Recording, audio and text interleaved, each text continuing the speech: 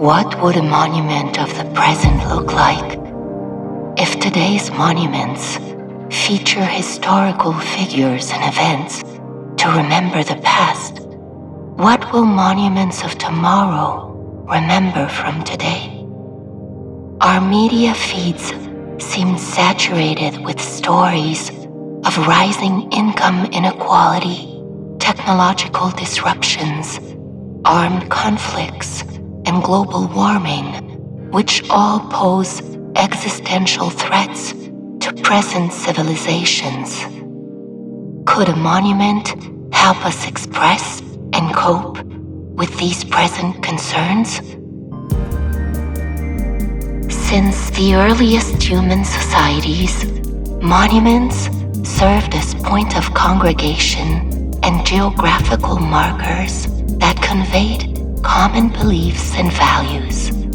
Statues, obelisks, and arches were built in different shapes and sizes, using materials that carried meaning.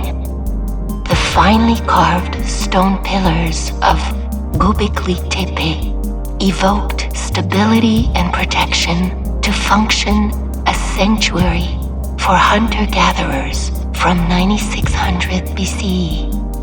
Likewise, copper and gold in the great statue of Egyptian pharaoh Khafre recalled the sun's eternal radiance and provided a shining armor for the emperor's spirit after his death circa 2200 BCE. Many natural landmarks also act as monuments, such as the massive sandstone monolith of Uluru, rising more than 300 meters above its surrounding desert.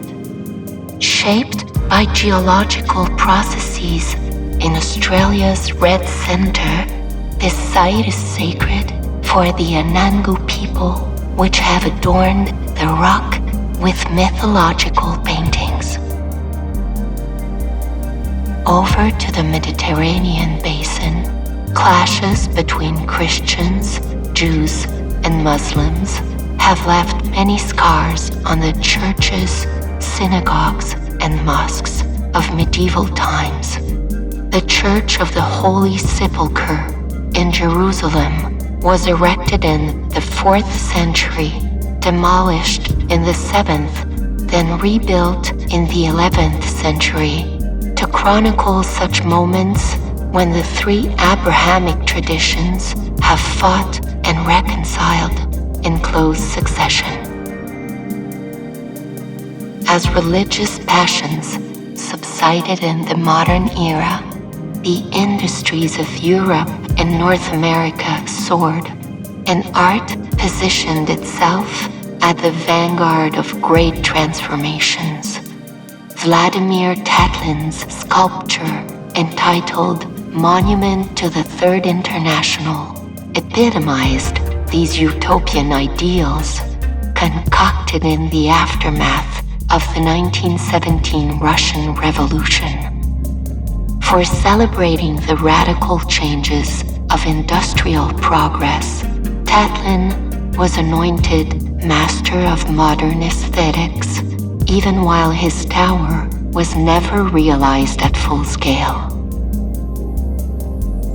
Failing the utopic expectations of modern ideologies, architects turned to more austere forms in the 1950s and 60s, a style championed by brutalism which catered to the practical needs of public institutions, housing projects, and sports centers, while seeking to embody collective values through simple geometric forms and neutral colors.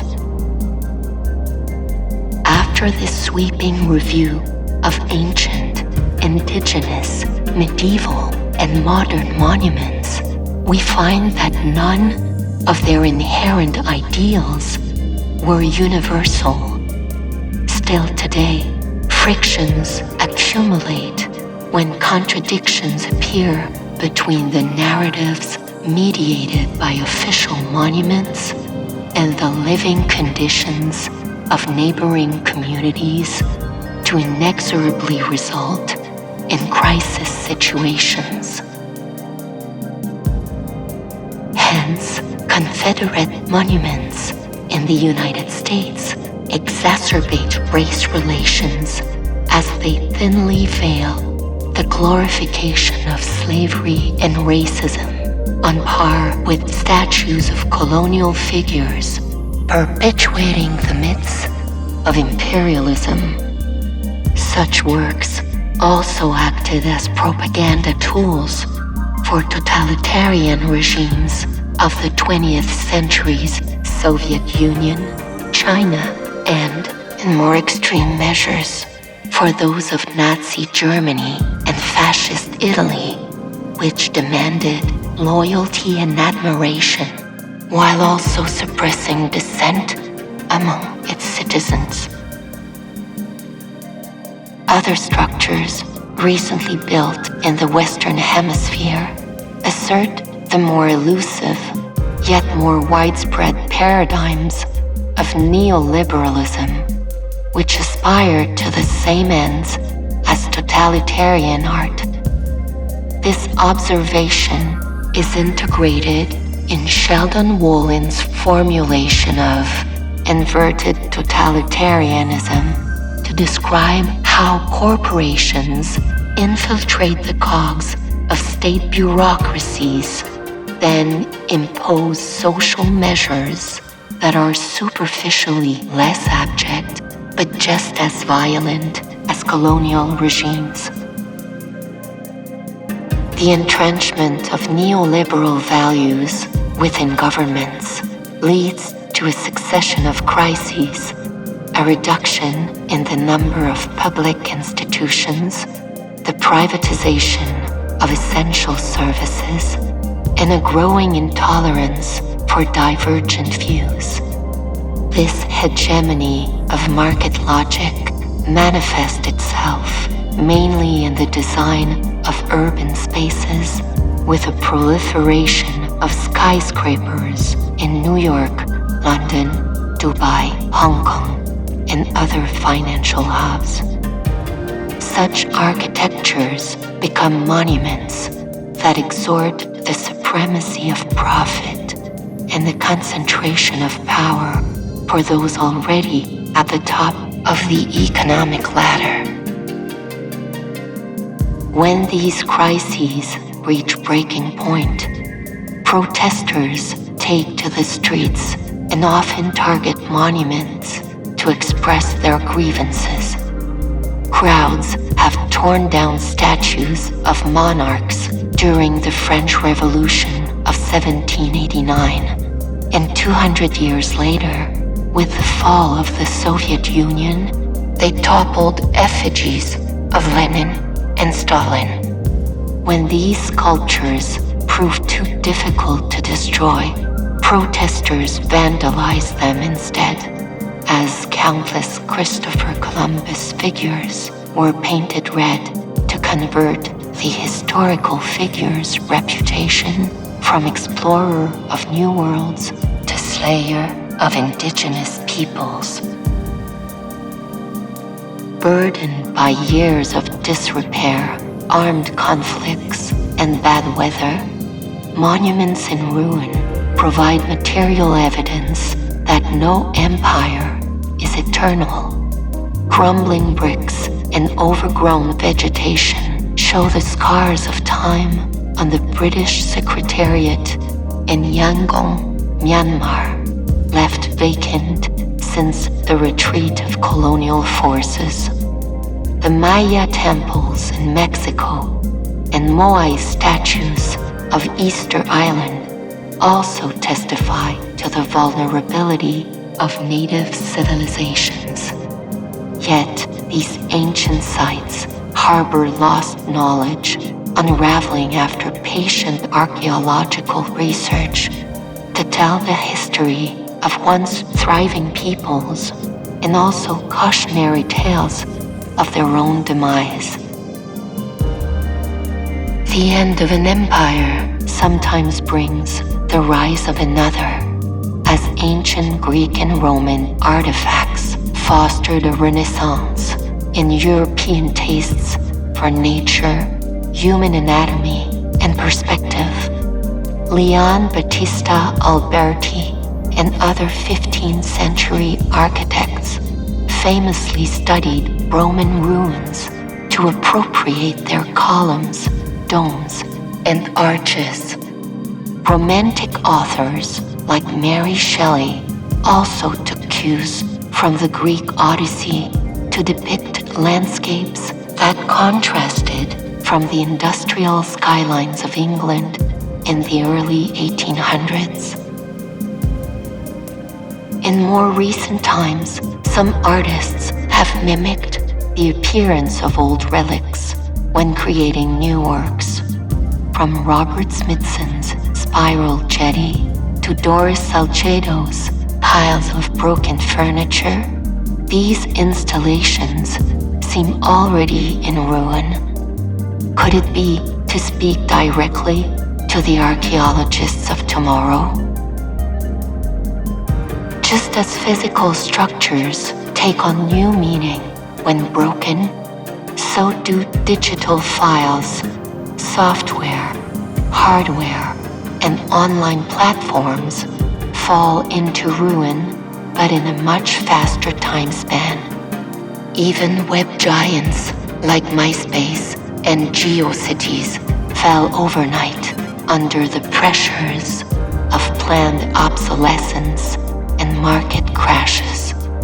The demise of these social networks resulted in scores of lost online communities transformed into digital ghost towns, ruins memorializing a very recent past. The case for non-fungible tokens discloses the erratic nature of investors in the technology sector, unwilling to weather a dip in the commercial value of NFTs. As soon as this speculative bubble started deflating, collectors fled in drove, and most tokens lost their financial appeal by the end of 2023. Just a few seminal pieces kept their cultural capital, such as Larva Labs' CryptoPunks, among the remains of a swiftly plundered and burnt-out digital scene. With her concept of poor images, Hito Steyerl offers a useful metaphor to understand the digital ruin. These low-resolution, degraded images that circulate freely on and offline reach broader audiences and take on new meanings because of their fragmented and pixelated status. With the ensuing drop in file sizes, poor images get easier to publish, download, and even transfer onto new materials. Although ruined digital monuments may seem impoverished in authority and authenticity, their accessibility is enriched with a broader audience reach and a wider range of potential interpretations. Such derelict digital objects are likely to be reappropriated when released from the confines of privatization to then claim a new lease of life as public goods. Against the neoliberal trend to commodify innovation and progress, broken digital artworks prosper between the cracks of failing systems and other technological bugs. Much like vandalized statues, crumbling Roman arches, or even Tatlin's unfinished tower, ruined monuments deviate from their prescribed use and reclaim new means and ends via their poor image status. From the remains of destitute files abandoned websites and bankrupt platforms, so do ruined digital monuments become meta. The degradation of meta-monuments has not compromised their ease to migrate and duplicate themselves onto various mediums and infinite variations, thus occupying countless spaces at once. By transgressing the limitations of digital and online domains, meta-monuments enter a category that Timothy Morton calls hyperobjects, which are massively distributed in time and space. Unlike traditional monuments contained in geostatic spaces, and inversely from scarce digital files monopolized by a single commercial platform, meta-monuments are embedded in a web of relations with countless virtual, material, and human agents like software, screens, electric cables, users, communities, and more. So do creators, spectators, and curators help meta-monuments to become omnipresent by propagating them on and offline and by reaching a growing number of peers. As massively distributed poor images, meta-monuments endure within the decentralized data of Web 3.0, the user-generated content of Web 2.0, the shared files of Web 1.0, as much as in the analog copies of print media, photographic film, magnetic tapes, engravings, weavings, and so on. It is clearly these perpetual motions which transform meta-monuments into hyperobjects caught in a looping sequence of emergence, expansion, and dissolution. No doubt, from these means of sustaining meta-monuments, users will also discover their own conditions of possibility in crisis situations. When caring for meta-monuments, they gain an awareness of their own adaptability, interoperability, and collective agency to facilitate their own survival in the meta-crisis in real time. After restoring, hosting, and upgrading meta-monuments in their multiple and hybrid avatars, the same attention may be redirected towards soothing, sheltering, and repairing the damages caused by climate change, wealth inequality, armed conflicts, and other disruptions. Moreover, it is through the creation of such layered experiences, embracing complexity and emergence, that the narratives of contemporary lives are generated by virtue of peer-to-peer exchanges on a grand scale, unfettered by the profit incentives of privatization.